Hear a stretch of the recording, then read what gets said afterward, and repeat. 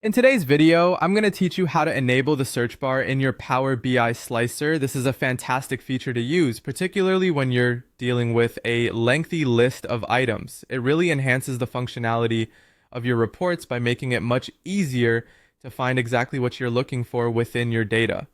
So let's dive right in and set this up together.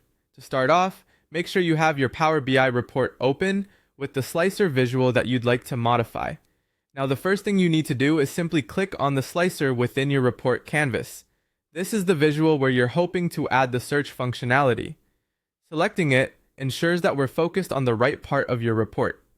Once you've clicked on your slicer, direct your attention to the top right corner of the visual itself. Here, you'll see a set of three small dots, commonly known in the UI as the More Options menu.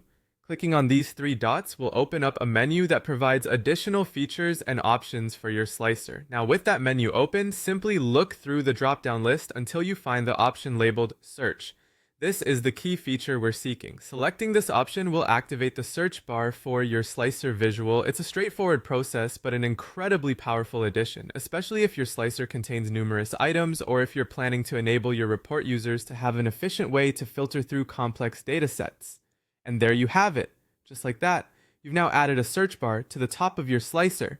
This feature allows you to type directly into the search bar to quickly find any specific item or criteria you are interested in. It drastically improves the way you can interact with your data, providing a much smoother and quicker user experience when filtering through your datasets. This concludes our quick guide. I hope that you found this tip valuable and that it helps make your Power BI reports even more insightful and user-friendly. And if you enjoyed this video or found it useful, please give it a thumbs up and remember to subscribe for more helpful Power BI guides and tips. Your support really helps us create more content like this. Thanks so much for watching and happy data exploring.